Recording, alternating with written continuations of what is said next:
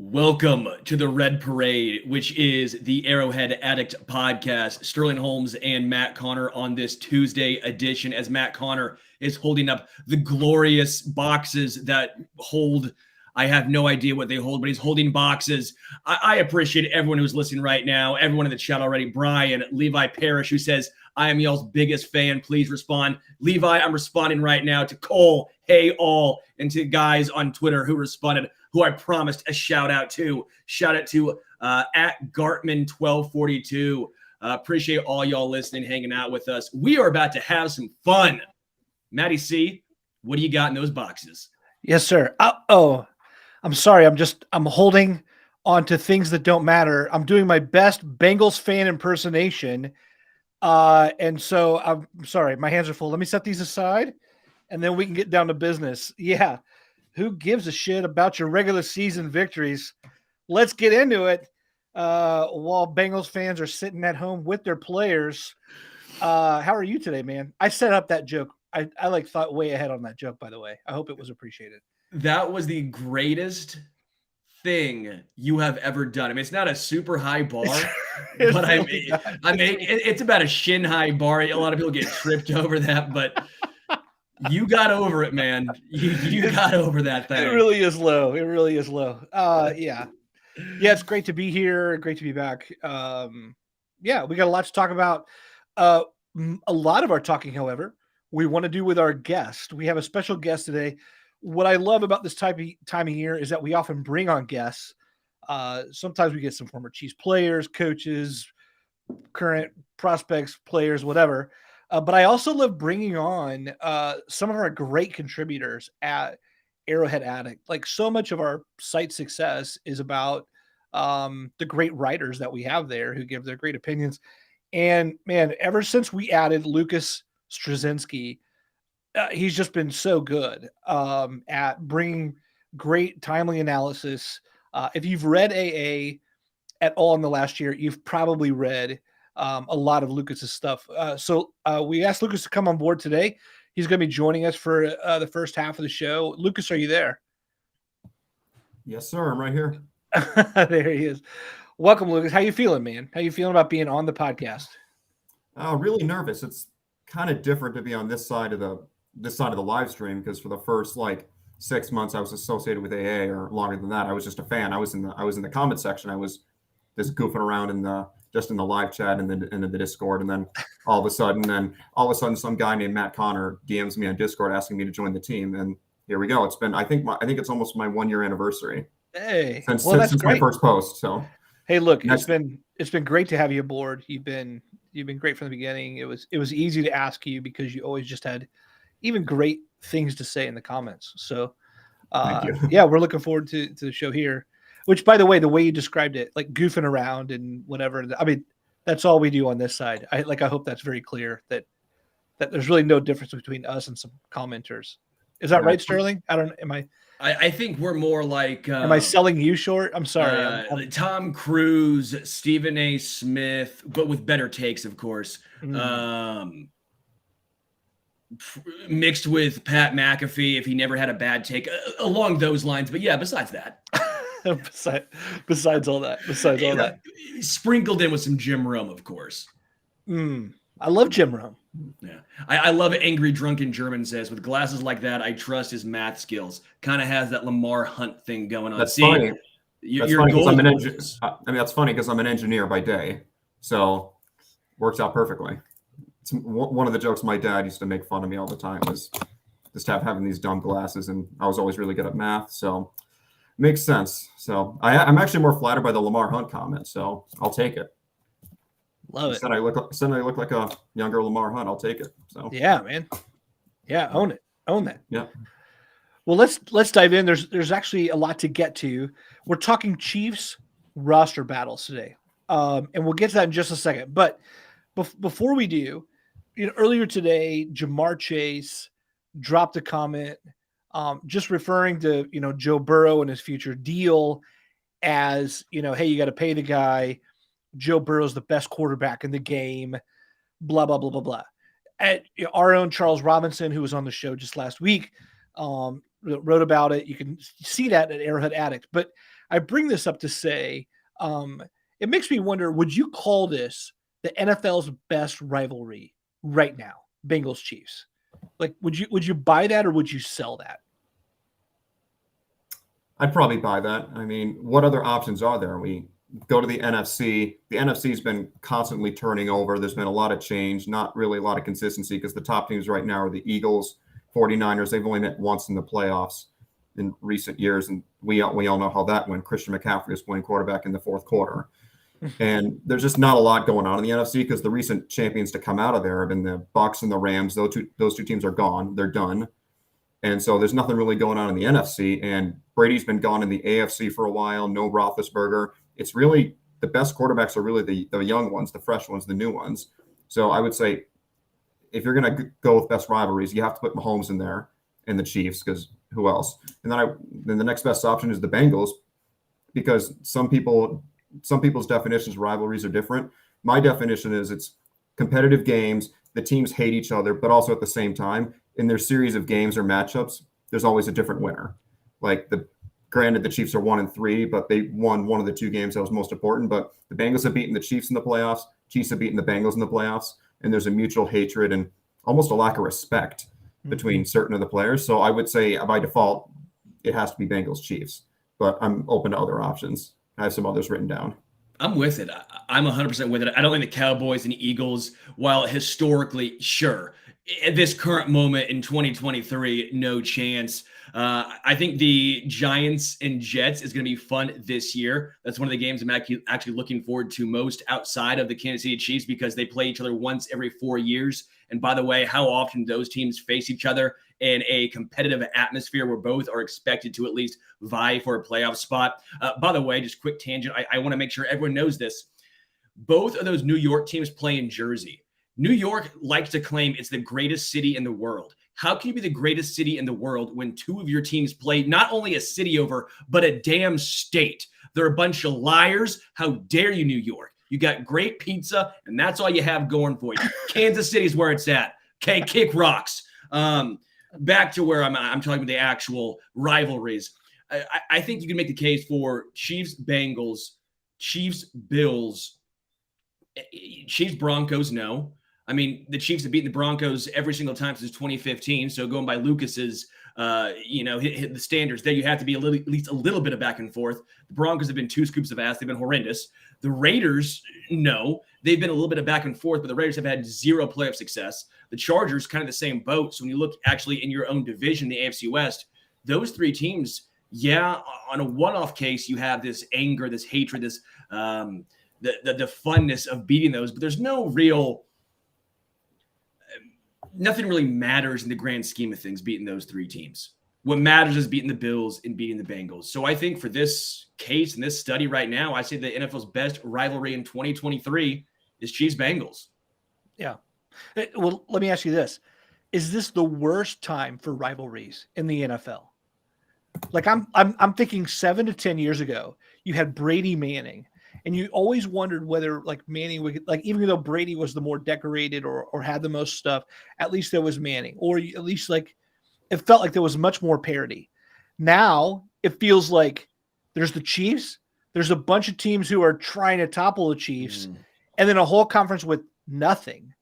I'm not saying the NFL is worse. I mean, I'm appreciating the Chiefs and nobody else basically, but in terms of a rivalry, I'm really going to buy into. It's maybe the Bengals Chiefs, and then there's like everything else is laughable to me. So I'm in terms of like the NFL having these great rivalries right now, they really don't, at least not until some of these quarterbacks mature and like get a greater body of work underneath them. I think you're understating the Bills just a little bit. I don't think it's to the same extent as the Bengals, but I think the Bills are still considered that rival as well. They haven't had the playoff success, but obviously the game when they went back and forth up into the wire, that was one of the greatest games I've ever seen in my entire life. That was a phenomenal game. The 13 seconds game, you take nothing away from the Bills in that one. The Chiefs just came out ahead. I'm with you to an extent. It's the Chiefs than everyone else, but I think it's Chiefs. Bills and Bengals are still right there. In the NFC, you have, I would say, the Eagles who are right there. Then you have a pretty big drop-off. You probably have the 49ers, You might go with the Chargers. You might go with the Dolphins. You might go with the Jags. You might go with the Detroit Lions, maybe. Right. This is what I'm saying. I'm with you. Look, a decade ago, you had really good entrenched rivalries kind of all around in different places, including in the AFC West, like much more parity. You're like, okay, man, when these two teams go, who knows how this is going to turn out? And now it's like, you know how it's going to turn out, which we all love it. But in general, the NFL, if you're talking great rivalries, it's kind of boring right now. Yeah, I agree. I mean, it's right. Right now, it's the Chiefs' conference. They own it until somebody beats them again. They own it. I mean, yeah, the Bengals got them once, but 3 of the past 4 Super Bowls have been for the AFC have been represented by the Chiefs, and the Chiefs have been to 5 straight conference championship games at home. That's not only just playoff success, but that means they're dominating in the regular season because they're always getting a top 2 seed and they're always winning enough in the regular season to earn home field advantage. It's not like they're coming out of the 5 or the 6 seed and just getting hot in the playoffs. No, they're dominating in the regular season as well. And until somebody beats them, like again, I don't want to hear it. For me, this is just my little thing. The only team in the NFL that has a right to talk down to the Chiefs right now is the Bengals. And that's because they beat the Chiefs in a relevant game in the past couple of years. Because look at the Chargers and the Bills. I genuinely don't care that they beat them in September and October. I don't care. Beat us in January. Then if you don't, be quiet. Like, and then you got the Bucks. The Bucks are done. The Bucks with the Brady Bucks said something, but right now it's Baker Mayfield and Kyle Trask. Who cares?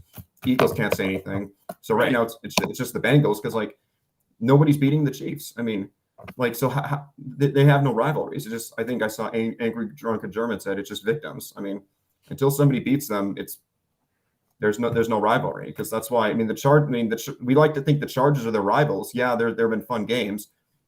Herbert's only beaten Mahomes once, like because I think everyone's perception of that is more from that one game, week 3 of last year or 2021, that it's all of a sudden it's competitive. When no, it's not. The Chiefs swept them last year, and in a must-win game, week 15 of 2021 on that incredible Thursday night game, the Chiefs came out on top. Like it's not really a rivalry, and the Chargers haven't done anything in the playoffs. Like it's the same old joke. Everyone keeps anointing the Chargers before they've done anything. And they're not the Chiefs' rival until they actually either beat them out for the division or go further in the playoffs. And even then, if they don't go to a Super Bowl, who really cares? Like, what I find fascinating is you have the Chiefs of the 1, you have the Bengals, Bills 2, 3, and I think that's your upper tier. But that next level down is really growing. The Jets going all in right now, bringing in Aaron Rodgers, but also bringing in, Alan Lazard, bringing in whatever you think about McCole Hardman, right? But they brought in another veteran wide receiver to pair him and give Rodgers something. Their defense, we all know, is electric. It's probably the best in the NFL or second best behind the Eagles. You look at the Ravens. They won 10 games last year. They made the playoffs last year. They decided, you know what, we're not blowing this thing up. We're going to try to run it back. Whether that's the right decision or wrong, based on that contract, remains to be seen, obviously. But they said, we're not going to blow it up. We have Lamar Jackson. If he's healthy, that's a 10-win team. You have the Jaguars, who won a playoff game. They're probably about a 10-win team. You have the Chargers, who are probably about a 10-win team. The Steelers have a pretty good roster outside of quarterback. Who knows what's Kenny Pickett? Who knows how good he's going to be? I mean, there's a lot of that next tier of the what ifs. And I'm pretty intrigued. And it also just shows how deep, how good, and how talented the AFC is compared to the NFC. I don't think we've ever seen parity, or should I say, I don't know how to describe it. So much differential between one conference and the next, because this is incredible. I mean, the 10 best quarterbacks in the AFC, you can only make the case for 2 in the NFC that could crack the top 10. Jalen Hurts. Are you throwing Dak Prescott? Are you throwing Kirk Cousins? Are you throwing Jared Goff? You throwing a Matt Stafford? I mean, there's not really anyone in the NFC. It's wild. Yeah, that's just the way she goes. It's totally wild, right? And then look at this year's big quarterbacks. Anthony Richardson stays in the AFC, the Colts. CJ Stroud stays in the AFC, the Houston Texans. Even Will Levis, going to the Titans in the second round. If you want to believe something there. By the way, Carolina, if Bryce Young hits, if he hits like a number 1 pick, and you hope he does for the kid's sake, they're going to have the best quarterback. Like, he's automatically going to be like a top 2 or 3 quarterback in the NFC because it's so pitiful on that side of things. It's a straight ticket to the top there, that's for sure. I like Rocky Thompson really quickly. Rocky Thompson chat, appreciate the chat. Said the Steelers Ravens was one of the best rivalries in the not so distant past. Hate both teams, but it was a much watched game. They hated each other and they both had punishing defenses. I'm with you. That was a great rivalry in the past, but I'll also say the Patriots and Chiefs I thought was a pretty good one. I'm sure the Patriots are probably looking down on Kansas City saying, that's great. You guys a couple of times in the regular season, now do it in the playoffs. Maybe in that instance, the Chiefs were the Bills and the Patriots were the Chiefs, if you want to make the case there. Which is funny because the Patriots and the Chiefs actually play a primetime game this year, even with Mac Jones or Bailey Zappi as their starting quarterback. It just shows that the NFL is still trying to have that rivalry of the once great Patriots and the new great team in the AFC, the Chiefs. They're still trying to push that. Yeah. When I was thinking right before the show, like top rivalries in the NFL, one of the ones I had down there was Andy Reid versus Bill Belichick. Because you can make a serious argument that in this century, the two best coaches in order are Bill Belichick and Andy Reid. Like, there are maybe Tom Coughlin's there, maybe a 3 because he also has 2 Super Bowls, but I don't think there's anybody whose resumes come close to Belichick or Reid.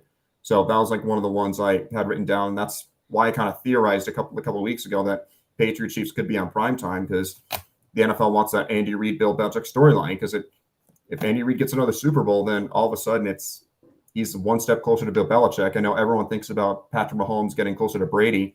Andy Reid's getting closer to Belichick.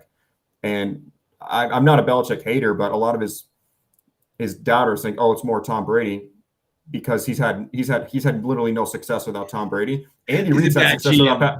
He's a bad GM. Well, let's just say it how it is. If he had a good GM with him, who knows? Because outside of Tom Brady, outside of Gronkowski, they've not drafted very well. They can't draft receivers. They haven't been able to draft receivers, and that's kind of the problem. It's kind of my taboos. I'm not a believer in coaches serving as GMs. I do believe they have to be separate things because that's what happened with Bill O'Brien in Houston. As soon as he took over the de facto GM duties, that's when they went downhill because as a coach, he didn't care about the managing the assets. He cared about who's on the team right now. So they trade 2 firsts and give a giant contract to Laramie Tunsil, decimates their draft capital. And then they move on from DeAndre Hopkins. And they get David Johnson in a second. I mean, seriously, and that's been kind of his problem because I forgot who it was. This is a while back. Said Bill Belichick, the coach, is probably the best coach in the league. Bill Belichick, the GM, is at best below average. Yeah, I would 100% agree. But that's the problem. That's been the problem with the Patriots is he's kind of garnered way too much power in that organization because of all the success, and now we're seeing cracks. Their offensive coordinators last year were Matt Patricia and Joe Judge. I mean, seriously, that. Those are. I mean, that's why I'm still kind of a believer in Mac Jones. I mean, Matt Patricia, who was a defensive coordinator 5 years ago, and then Joe Judge, a failed head coach who was a special teams coordinator before he went to the Giants. Those two were running the offense, and I can't say this with so much confidence, but I think Bill Belichick just hired him as the coordinators because he knew him and he was familiar with them and they were his friends. And that's been kind of an issue is he's been letting his personal feelings and opinions affect his judgment.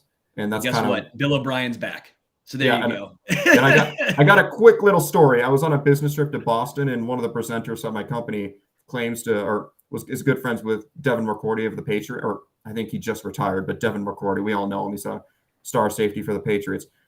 She asked him one question. What happened with Brady and Belichick? Why did Brady leave? And she said, you got to do what Bill says. You got to listen to Bill. And I think that's what happened. He became almost like a dictator. He became too powerful. And that's what happened is if you're too reliant on one person, this entire ship will go down. That's why I respect the Chiefs so much. Yeah, because Mahomes has a lot of power, but there's also Andy Reid. There's also Brett Veach evening out the power, and there's a good dynamic. There's a healthy dynamic going on. Yeah, the Patriots were winning, but it wasn't exactly healthy. It was just a lot of luck because they were in an easy division and they had Brady. I'm not going luck, but I will say the 3 branches of government. You have to have the 3 branches of government. The Chiefs have that with the quarterback, the head coach, and the GM. We're going to go GM, head coach, and owner. But the Chiefs have a very nice structure It's been documented, and I do think that plays into their success, their long-term success, and hopefully it keeps everyone on the same page. Let's get into the Ross's battles at present. We're obviously doing this podcast on May 16th. A lot can change from now until the start of the season, until OTAs, until training camp. We understand, but this is fun. Let's do this on May 16th. Connor, I will start with you. Backup quarterback. What are you thinking here?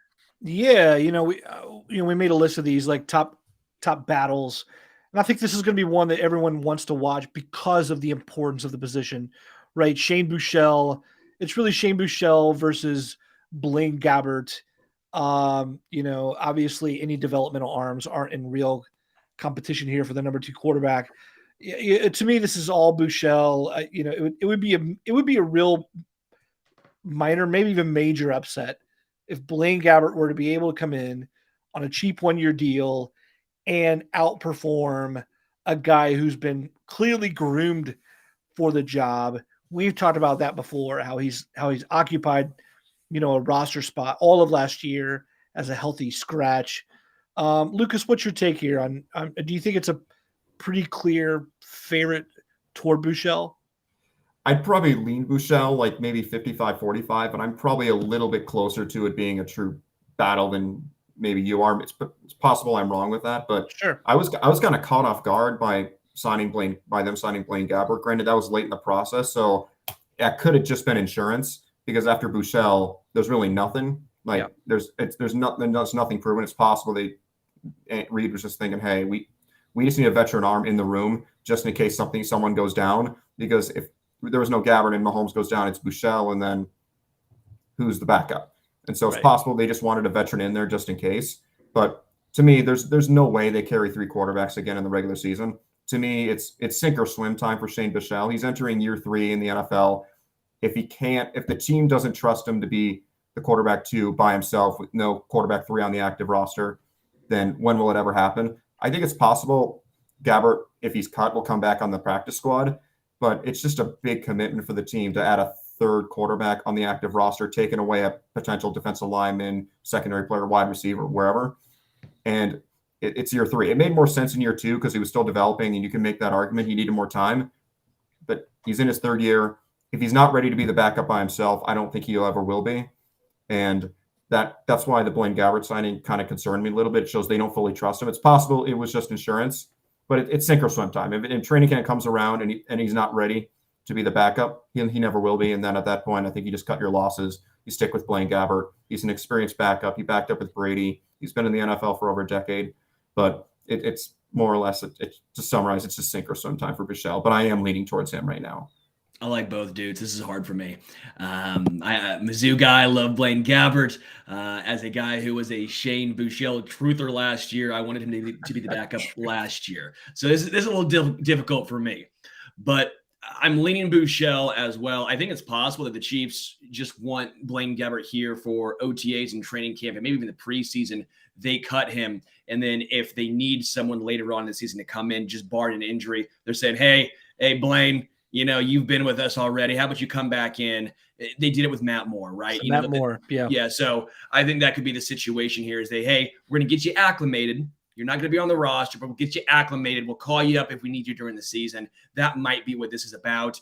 I wonder how much this is Brett Veach going, I want Shane Buechele to be the backup, and how much Andy Reid goes, yeah, well, I want a veteran backup quarterback. I want Blaine Gabbert. I want my Kevin Cobb. I want my Matt Moore. I want my Chad Henne. I wonder if there's any of that going on here. We know how much Andy Reid likes his backup QBs, but Lucas, I would agree. It's time to shit or get off the pot if you're going to go with Shane Buechele or not. At some point, you have to either let him sink or let him swim. Yeah. Let's talk final wide receiver spots here. Now, look, we don't need to even waste our time. Look, Marquez Valdes-Scantling, going to have a job. Sky Moore, going to have a job. Kadarius Toney, they're talking like he's the best on the whole roster. Rashee Rice, they're not going to dump him. I'm assuming 4 spots are taken. Could even say Justin Watson's 5. However, if we want to throw him in the mix, you got a lot of bodies there coming in, right? From the Rosses. We have every Ross on the planet besides the TJ Maxey thrift store, whatever that's called. That kind of Ross. And Diana Ross is the only Ross who is not currently in Chiefs camp. You got Cornell Powell. You have Amir Smith-Marset. You got even guys named Ty Freifogel, who I think has the best last name on the entire Chiefs roster. Lucas, I'm going to pitch this to you. Who are the receivers that round out that room when all is said and done? Yeah, I had pretty similar thoughts to you. I mean, Kadarius Toney, Sky Moore, MVS, Rashee Rice. Unless they get hurt or something just completely disastrous happens, they're making the roster. There's no question about that. I had Justin Watson at about 90%. And then I missed it, but I think Richie James is still on the roster. I put him, at about 70%.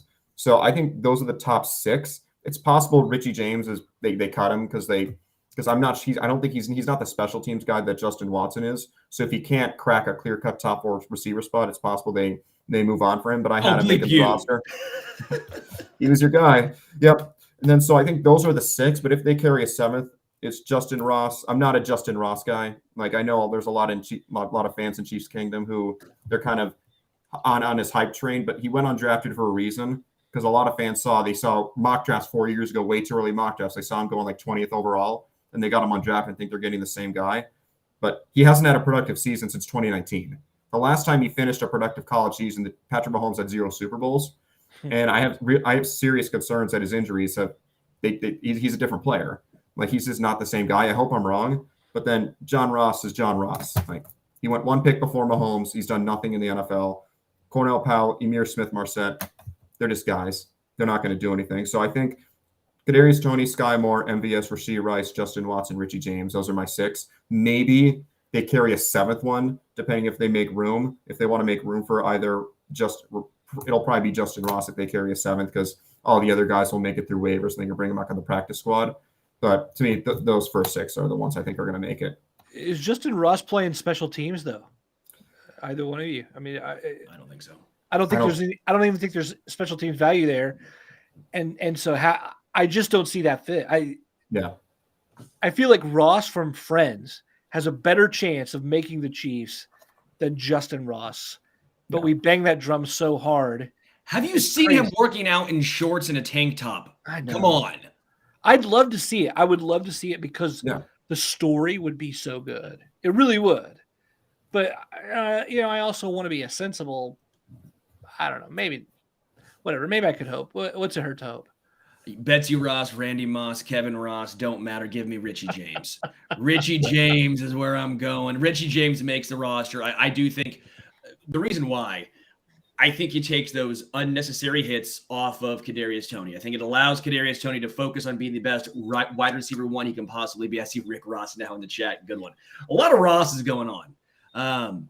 But I do think that he takes those unnecessary hits away from Kadarius Toney. He fills that quote-unquote McCole Hardman role. I think Richie James makes the roster. I think it comes down to Justin Watson, who, frankly, is very – yes, he plays special teams, but Justin Watson also is very he kind of replicates MVS to a way.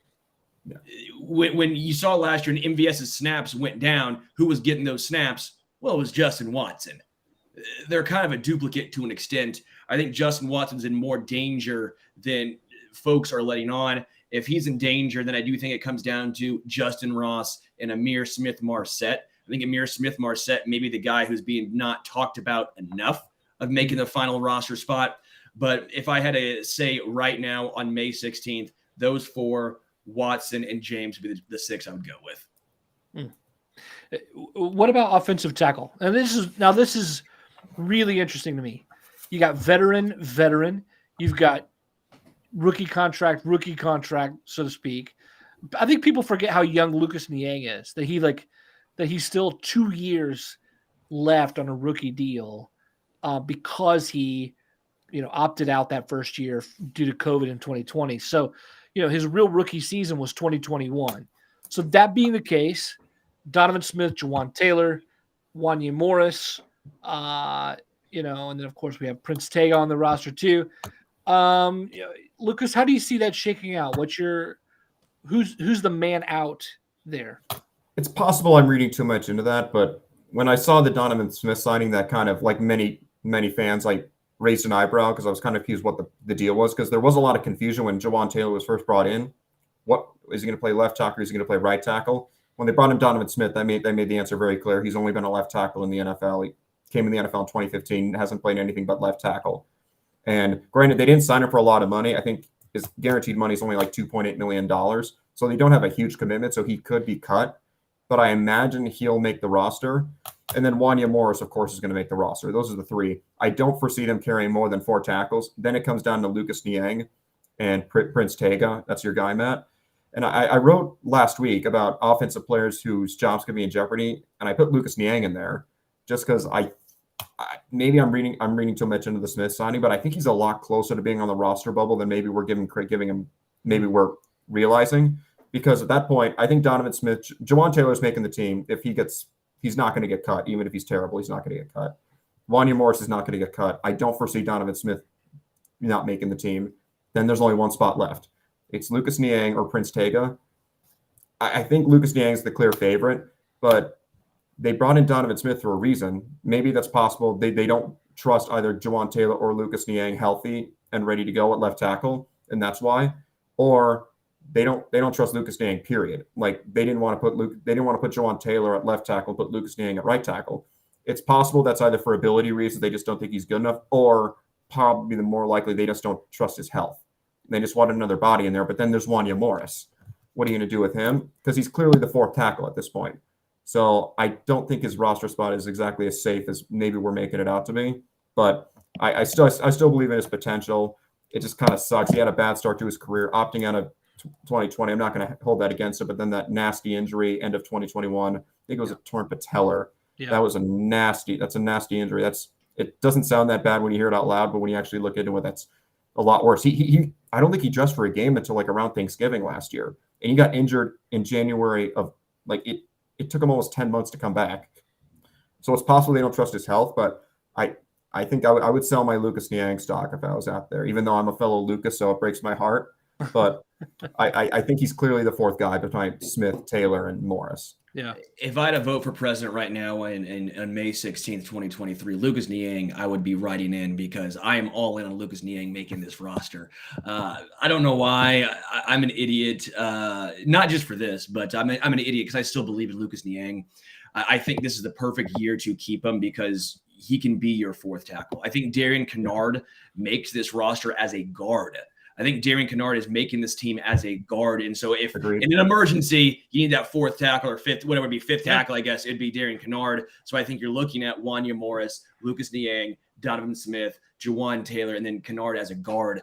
I think that actually leaves room to take a chance on Niang. Prince Tega Wanogho, I think, is probably the odd man out. I know Matt Connor is going to be devastated, although he still owes us a Prince Tega Wanogho jersey. I don't think I forgot.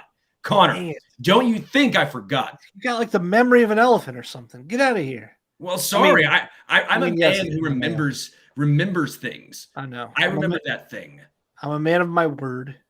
So you have to buy that jersey just for him to get cut. Dang it. Obviously, you might want to wait until he gets cut. You might want to. Well, it's probably going to be a custom jersey either way. That's going to be an expensive bet / joke you made. I know. I should have never done that. I don't know. You know, when you look back though, and you look at those one-hit wonder guys, you look at those jerseys, and you're like, oh, remember that guy? Remember Doug Minkiewicz on the Royals for that 2 seasons, or Mark Jacobs? You're like, oh yeah, look at that jersey over there. That's going to be you with Prince Tega Wanogho. It'll go down as a classic. Minkiewicz has such a great analogy there too. That's so right on. I love it. Yeah, I'm with you guys. I think Wanogho's out. I think Wanogho's going to be a waiver claim for another team.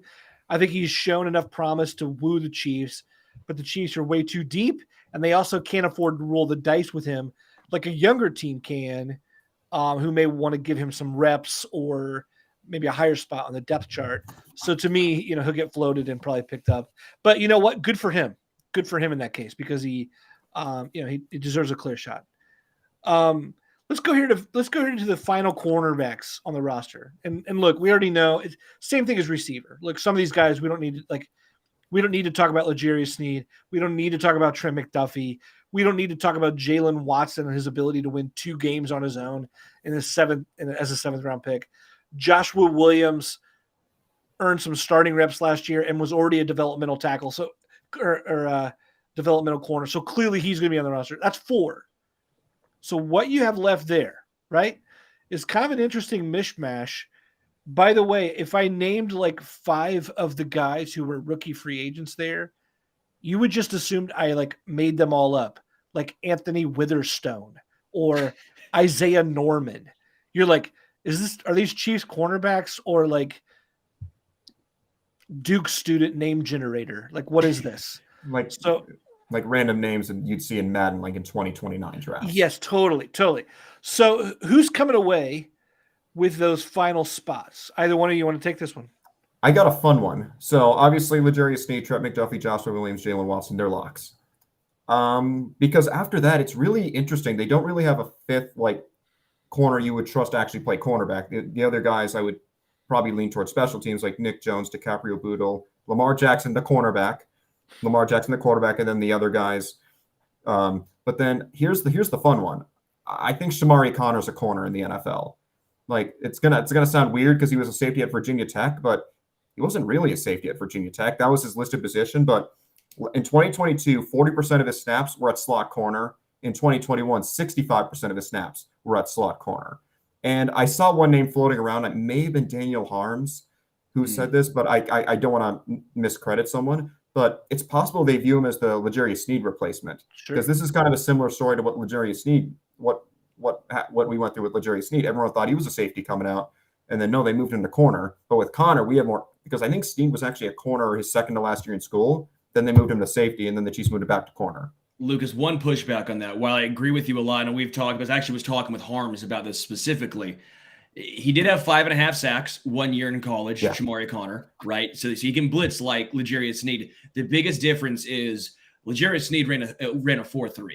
Shamari Connor ran a 4.5. That's a pretty big difference, and it's noticeable when you watch those two guys play, the speed differential.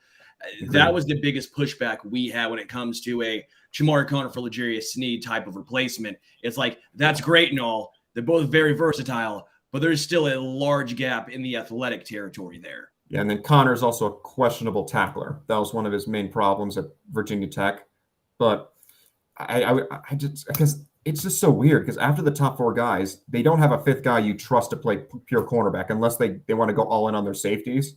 And they want to put Justin Reed or Brian Cook down there in case they need depth, because they have 4 guys, which theoretically is enough. But as we saw in the AFC Championship game last year, when Sneed went down, you need to be deep at corner.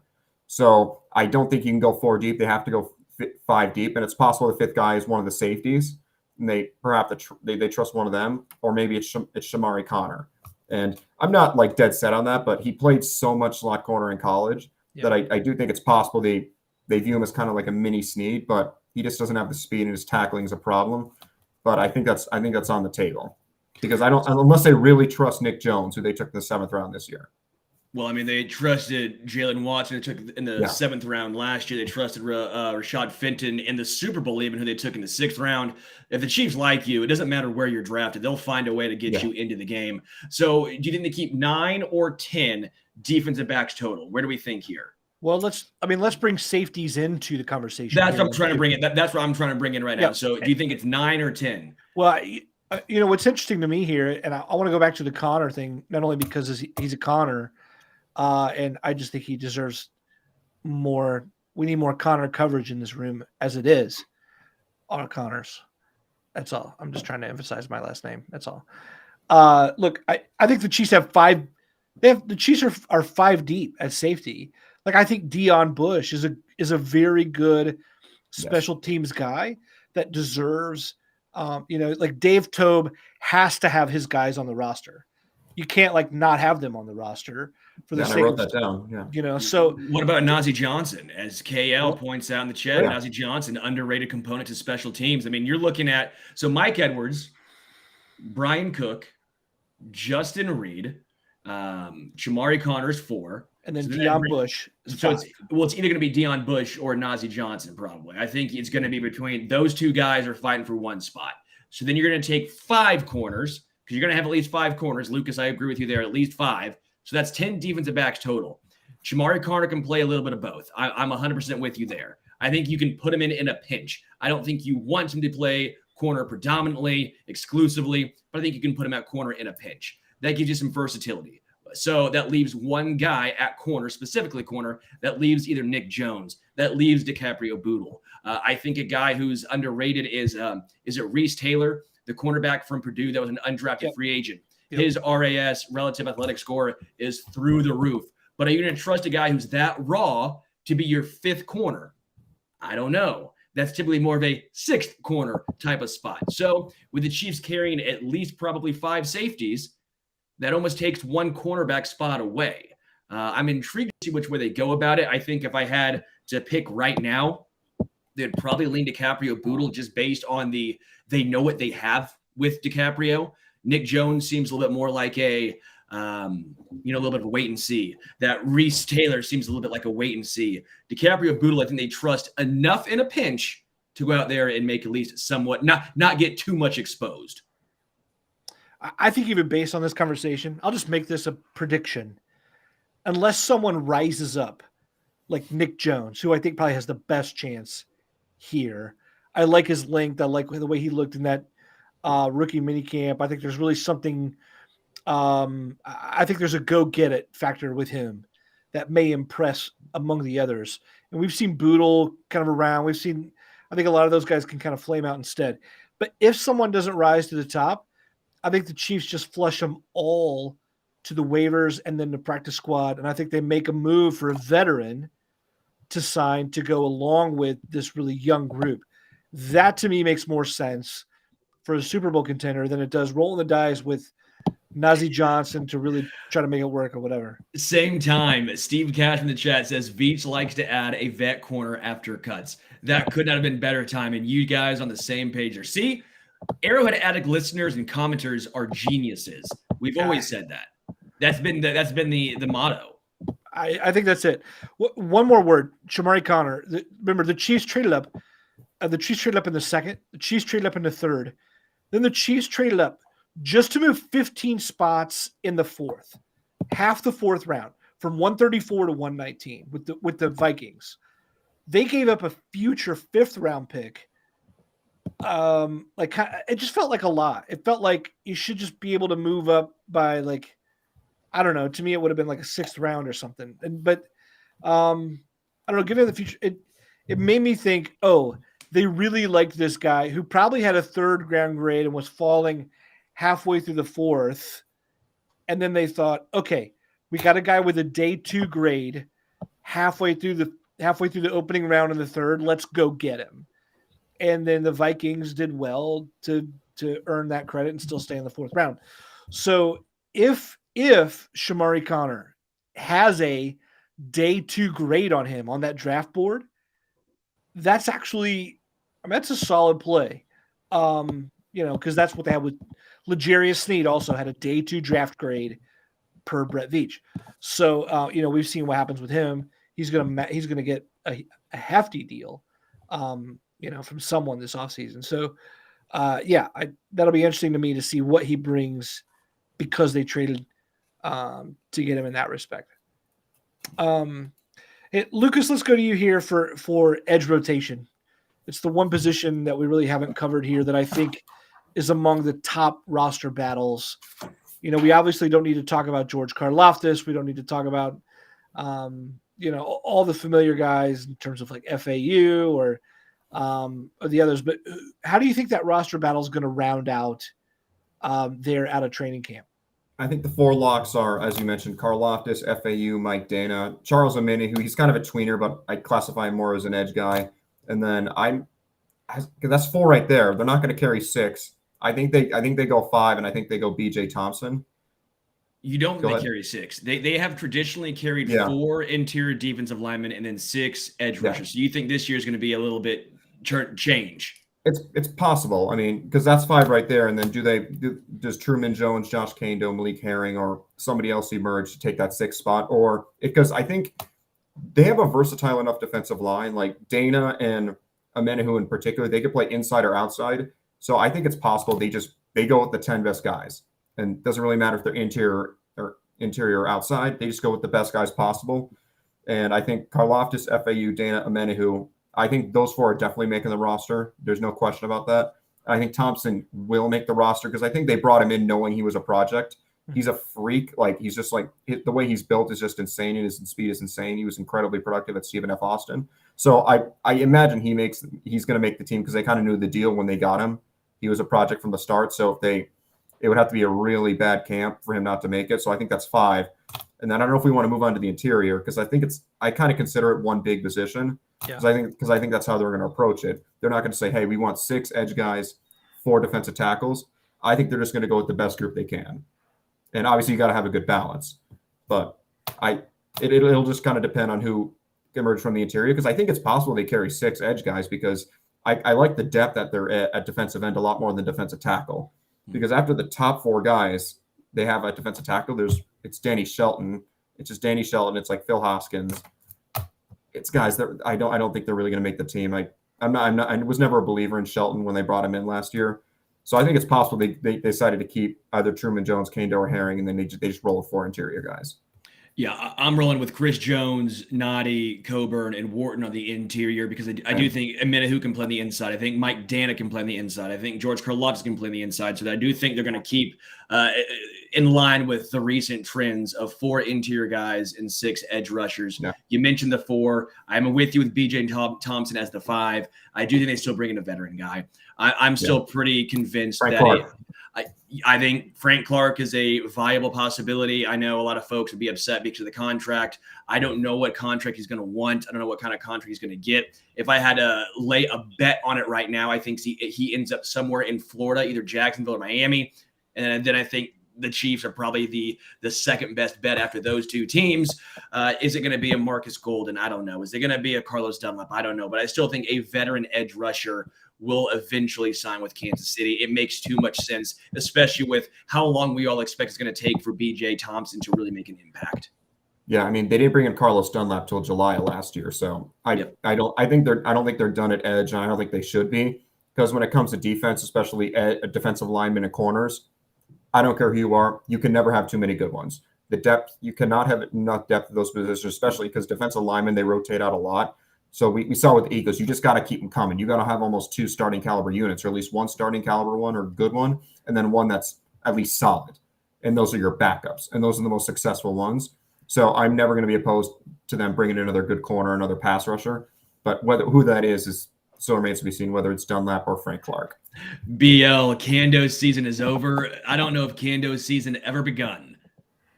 You know, when the Chiefs picked up BJ Thompson, where you're using 1 roster spot, active roster spot, on a guy who is a question mark at pass rusher, you cannot employ a second guy, especially in his 3rd season, who's still a question mark at, I mean, no, like right now and maybe next month, and like Kando probably has like the next 2.5 months to do anything at all, or else it's over. Yeah. I just don't see it.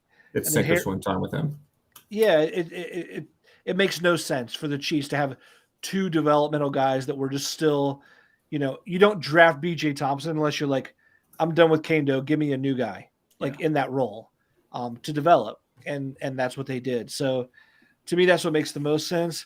I also think we're not done shopping at defensive tackle. I'm looking at that group and just thinking, when I read Ndamukong Suh's words, he's like, look, I ain't coming to training camp, but in week 1, I'll be ready for whoever wants to sign me. I'm looking at that going, yep, I'd rather have that and have him there in week 1 than I would Derek Noddy. I mean, how healthy is Turk Wharton coming in? Who knows? I'm good for a signing there too. Yeah, me too. Yeah, because for my money, defensive tackles, I think this may sound weird. I think it's their weakest position overall, because I know Chris Jones is there, but when you think of the guys after him, if you take away Chris Jones, there's Turk Wharton, who I think is okay. I'm lower on him than most people. Then there's Derek Noddy. All due respect to him, he's been a great guy for the Chiefs. I'm not a Derek Noddy fan. Matt can attest in the Slack when the Chiefs re-signed him. That was not a good day to be me. No, I kid a little bit. Derek Noddy's not super good. And then Keandre Coburn's he's a rookie. I mean, you can't rely on day 3 picks to be contributors. Yeah, it's great if they are. We saw with the corners, but you can't go into the season saying we need the 6th round pick to be a contributor. We're in trouble, because I know there was a debate. We had a debate last year, or I think it was Adam and Sterling. Who's the most important player on the Chiefs, or the most important defensive player? That was it. I think it was between Steed and Jones. To me, it's Chris Jones, because if Chris Jones goes out, the starting defensive tackles are Tershawn Wharton and Derek Nottie. Not super pleased about that, because Turk Wharton's not much of a run defender. He's kind of built like Chris Jones. He's more of a pass rusher. Still decent against the run, but he's more built to be a pass rusher. And Derek Nottie, I'm going to try and be politically correct. He's not an NFL starting caliber player, in my opinion. And that's putting it very nicely, because he's supposed to be a run stuffer, but he was very poor against the run last year. So if there's no Chris Jones, their opposing offenses are just going to exploit the interior of their defensive line unless they get creative with Omenihu or Dana. So I think they got to add another guy. The problem is there's not a lot of quality guys out there, because I'm not sure how much Ndamukong Suh has left in the tank. And then after that, it's just a bunch of question marks. Whether do they have gas left in the tank, period, or do they have injury problems? Because like if they're unsigned well after the draft, odds are there's not many prime free agents left on the street. There's going to be some baggage or problems one way or another. So that's one of the positions I was concerned about, and I'm surprised they didn't address it earlier. But granted, they tried to address it. They literally, it's on record, they tried to trade up for Mozzie Smith from Michigan, and they didn't do it. So that it made it clear. It was clear to us they know they had a problem there, but they just didn't. I guess they didn't have a chance to address it until Keandre Coburn. Yeah, well, you can't address everything you want, and certainly we agree there. But yeah, we'll see what happens. I think we all agree the Chiefs aren't done shopping, but there are a lot of intriguing roster battles ahead. Fortunately, we've got all kinds of OTAs, mandatory minicamp, and training camp in the preseason yet to come. So we may change a lot of our opinions between now and then. Lucas Strozinksy, you've been so kind to join us on the show, talking Chiefs. We actually took more of your time than we thought we would, but thanks so much for joining the show, sir. No problem. Thank you. It's been a pleasure. Thank you for having me. Folks, if you are on Twitter, follow Lucas at Strozinksy. That's with the Z, Strozinksy Lucas. And of course, you can read all kinds of his stuff at Arrowhead Addict, where we're pleased to publish his thoughts and his analysis there. So thanks so much. We'll see you, Lucas. Excellent. Have a nice night. Yeah, I see Chris saying, with what money or did someone restructure when it comes to signing a guy? It would have to be a restructure at some point. And that's probably why Frank Clark at this point would be on the outside looking in. There's a reason why they would have tried to get something done, because he's already on the hook for a $7 million cap hit, dead cap hit, no matter what. That obviously means he was not going to take the veteran minimum, or else they would have tried to do that. But again, who knows he wouldn't take a veteran minimum deal on what's that? April, but maybe he would take one in July. That's what it comes down to. We will see what his market holds. But before we go any further, we want to give a shout out to DraftKings. If you guys want to do us a huge solid, if you guys like to bet, go to DraftKings, use promo code Arrowhead. Bet $5 on any sport, get $150 back in bonus bets instantly, win or lose. That's code Arrowhead at DraftKings. New customers only, 21 plus and physically present in Kansas. Please gamble responsibly. Gambling problem? Call 1-800-522-4700. Valid one offer per customer. Minimum $5 deposit and $5 wager required. Tough word. It got me. Rewards issued as non-withdrawable bonus bets and expires 7 days after being awarded. See full terms at DraftKings.com. Arrowhead at DraftKings. Required got me. Man, got me this time. I was cruising through it, and that word just... I get it. Sterling, I have an interesting question for you based on what's happening tonight. But first, just to get to a couple comments here. Chris Albright had some defensive tackle questions, and I think we should just banter them. I think they're good questions to bring up given our conversation. First, he says, with what money, or does someone restructure? Which you answered that. And then what's up with Stone Cold and an extension? Just curious kind of what you're thinking about the lack of news there. Does that bother you? Do you think something's going to get done? We know what it is. They're waiting for Quinnen Williams to sign. Okay. Jeffrey Simmons signed. You think that's dependent? I just think Chris Jones is another world to me. 100% is dependent. Quinnen Williams is 25, the top 5 defensive tackle in the entire NFL. Yeah, it's dependent. Chris Jones is better. There's no denying it, but you have to take age into the equation as well. If you sign Quentin Williams to a 5-year deal, you know you're probably getting his best 5 years right now. You sign Chris Jones to a 5-year deal, are you getting how many elite seasons left? 3, 4? Maybe you're getting 5. But then you're talking about an outlier of that situation. Sure. So I understand where there's a little bit of question marks here. I can understand that. I don't think it's going to happen. It's different than baseball. You don't want a Miguel Cabrera situation. You don't want a guy. I don't think it's going to happen, but I'm saying you don't want that where you're paying top end dollar for the end of a guy's career. I do think Chris Jones last year was the best defensive tackle in football. Chris Jones deserves to get paid, and he will get paid. But it's going to come down to Quentin Williams, and then Chris Jones is going to get $1 more or $10,000 more than whatever he gets. That's what it's going to come down to. That's my personal preference, or that's my personal thinking. It's going to come down to whenever Quentin signs. Okay. Yeah, I'll be interested to see it. I don't know what I think. Honestly, I don't want to say I've been burned because no one's nothing personal to me or anyone else, but I've just heard the Chiefs say enough positive things about a contract extension with someone, Tyreek Hill, Orlando Brown. Now at this point, I just don't even care what anyone says. I don't believe him. I don't believe what anyone, when I hear Brett Veach and Andy Reid now say that Lucas Niang is looking better than ever and he's so ahead of track and they're excited to see what he can do. And then we signed Donovan Smith. I'm thinking, yep, that's exactly what it was.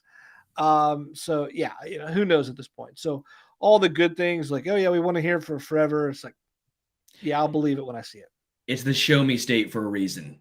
Yep. Missouri's the show me state. Show me. Don't tell me. This is not 1964 where you can get stuff done on a handshake and a talk. It's also the NFL.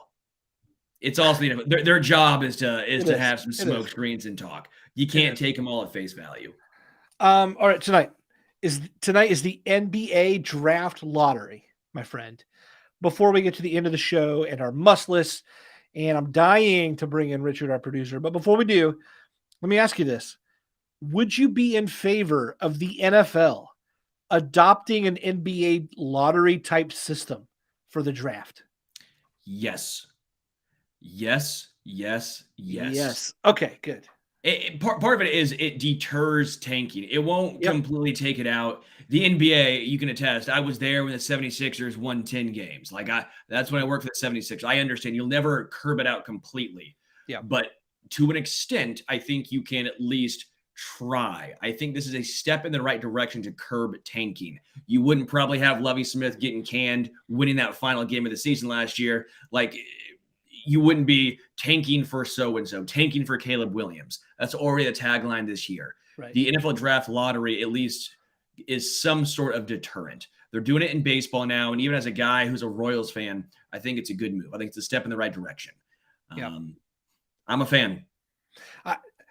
I think that the NBA draft lottery is one of the single greatest sporting inventions or ideas I've ever heard in any sport. I think it's awesome. I think it's totally awesome.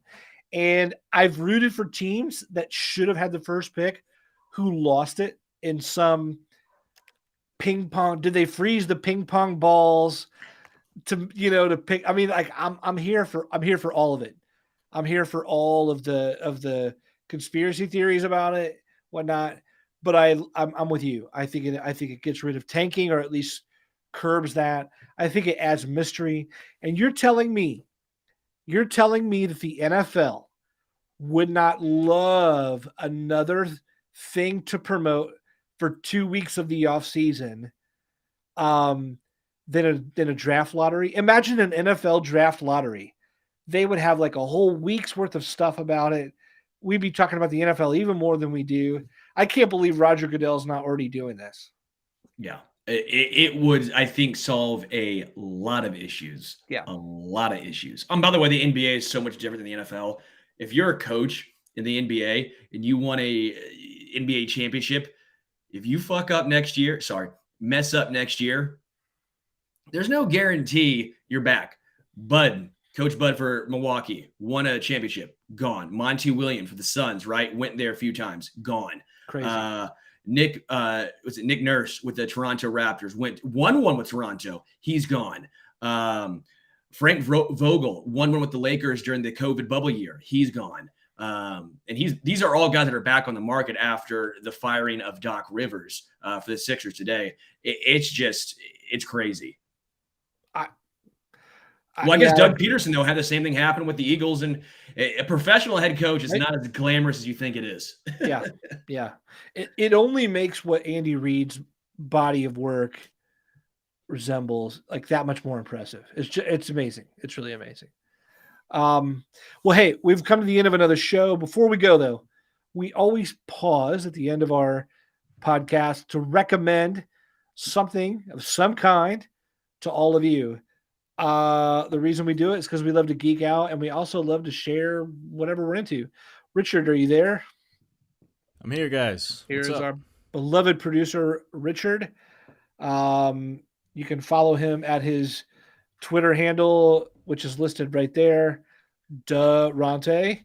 Or follow him on the street of Chicago. You can follow him there like I did. Yeah, you can follow me home. That's Sterling. What Sterling did. You stayed at Richard's house. Oh, yeah. I stayed at his crib, dude. It was great. Right behind him. No, pause. Right behind where he's sitting right now. Yeah, like right here. Yeah, like right there. Right on the carpet. He actually just slept on the carpet. I didn't. Yeah, I don't need much. Yeah, bad he just back, curled up in a ball. It was like real sad. But I did about 12 spirals like a dog, and then really. I gave him a little toy. It's real nice. I don't need much, but I know I love you. All right, Richard. What is your must list this week?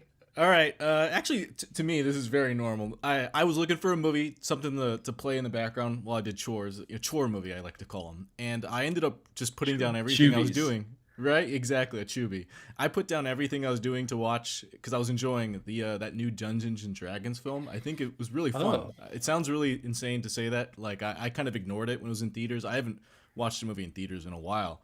But I really enjoyed it. It was really fun. It was funnier than it was a fantasy film. So let me just say it's a comedy fantasy film. Really well written. Really, it had like just a nice way of like taking everyone's story and just giving it a nice conclusion, which that 2000s movie never did with Marlon Wayans. I was a weird fan of that as a kid because I had a bad taste in films. So I used to love that one because of Marlon Wayans, but it's an awful film. This one really this one really made a better made a better film out of the Dungeons and Dragons property. So yeah, check it out. It was fun. It's silly. It doesn't, it's just 2 hours of your life that you don't feel like you wasted. Don't do the chores either. I like it. I like it. Check it out. Are you guys into Andrew Bird? He's cool. He's a good singer-songwriter. I know the name. Man, I know the name. I don't know if I know him or like what all he's in. If it's just him. I first got an Andrew Bird album back in 2005. It's called The Mysterious Production of Eggs, which I still think is his best album. Mm-hmm. But even up to like last year and 2019, the dude was putting out like incredible album. I'm like, in other words, he's got 20 years of great albums. If you've never heard him, he holds a violin and he whistles as like a primary instrument. Like he'll sing and then whistle in the microphone like it's like a real instrument, not like Bobby McFerrin, Don't Worry, Be Happy whistling or something. It's like, and he loops all his stuff. He'll play his violin like an electric guitar or something, and then he'll loop that, and then he'll play some fiddle, and then he'll whistle and loop that into, and he does this whole thing, and he's incredible. He's absolutely incredible. He's mesmerizing live. He did like a whole tour with like the orchestra in every major city that I was able to catch in in Tennessee. Was amazing. Anyway, if you've never heard Andrew Bird, he had a great song called Sisyphus just a couple albums ago. Richard, you're nodding your head like at least know something what I'm talking about. I agree with the eggs one. As soon as you said Mysterious Production of Eggs, I was like, yeah, that's like the only album I've ever listened to, and that was from 2005. So I was in high school, and I was into Andrew Bird for a second. Yeah. Does he whistle like a bird? Yes. No. Yeah. It's like a full-throated whistle. You're like, wow, I didn't know someone could like whistle that big. And it sounds like so nerdy or weird or something, but it's like completely captivating. And and the songs are like accessible and experimental all at the same time. Anyway, killer. I've seen him live like 4 or 5 times. I've like saw him play like Austin City Limits, and anyway, he's great. Just for you, I made a note. Andrew Bird. I'm gonna check that dude out. I'll check him out. Mine is Iron Maiden. I absolutely love Iron Maiden, and this is being brought back up again because I am so sick and tired of the fact they're not in the Rock and Roll Hall of Fame. That's crazy. This is the most asinine. That's crazy. It's beyond befuddling. It makes me angry. Like, it honestly makes me angry. I love Iron Maiden. They're one of my top 3 favorite bands of all time. Wow. They laid the groundwork for a lot of today's, new metal. Not new metal with the NU, but NEW metal, experimental metal. What they have done is continuously evolved. And seeing like Cyndi Lauper and then half a Wham is going to get into the Rock and Roll Hall of Fame before Iron Maiden. It's absurd. This is absurd. I love Sheryl Crow. Sheryl Crow went to Mizzou. Sheryl Crow should not be in the Rock and Roll Hall of Fame before damn Iron Maiden. This is frustrating. It's infuriating. I'm angry. I'm livid. I'm irked. They have my ire. What the hell, Cleveland? Get your shit together. It's weird. I'm surprised that they're not in. I can't believe that like Bruce Dickinson is not a member of the Hall of Fame is weird. It's absurd. It's asinine. I honestly don't understand it. The Rock and Roll Hall of Fame has become this whole thing where it's like, well, let's add these bands from the other genres. That's great and all. How about add one of the cornerstones of freaking rock and metal? Literally, Iron Maiden is one of the pillars, and you're keeping the pillar out. I'm gonna go to Cleveland and protest and give them a piece of my mind. Okay, give them that piece of your mind. I love that phrase. I'm going to have them running to the hills, okay? And I'll tell you this, if they're going to die, they're going to die with their boots on. You know what, pal? It's 2 minutes to midnight. Oh, my gosh. My favorite Iron Maiden is probably Seventh Son of the Seventh Son. It's great. They're going to fear the dark after I'm done. I'm telling you, I am... Dude, hey, by the way, what's the name? All those wasted years making those incredible albums.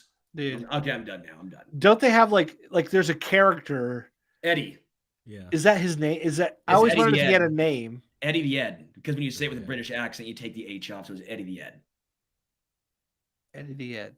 Eddie the Head, but it's Eddie the Ed because you know they're British, ain't they? So you gotta take the H off. Right. Yeah. All right. Richard, do you have Iron Maiden opinions, Richard?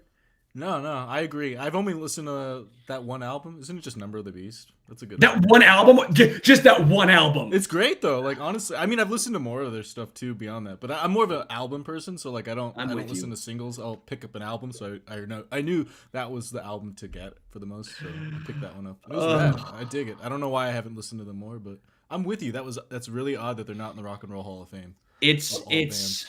By the way, Tom Hood wants to know, is Huey Lewis in the Rock and Roll Hall of Fame? I hope so. My first concert ever, 9 years old, Roberts Stadium, Evansville, Indiana. Huey Lewis and the News. Talking about the heart of rock and roll is still beating. And from what I've seen, I believe him. Put him in the Hall of Fame. My girlfriend said, please, can you stop shouting? It's kind of loud down here. Thank you. So on that note, I think we need to get out. I'm sorry, Natalie. That was me.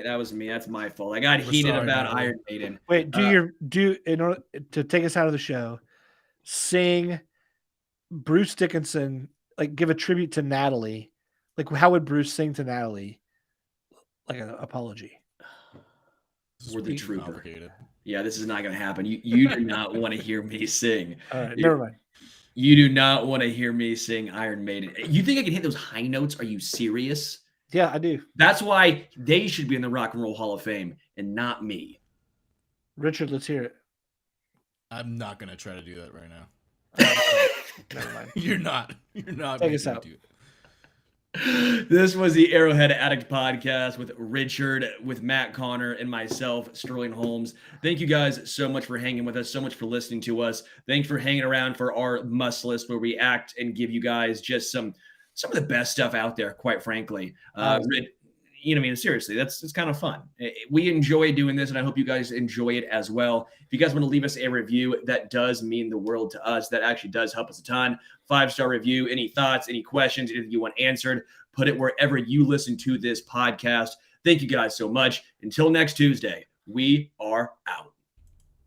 I'm sorry.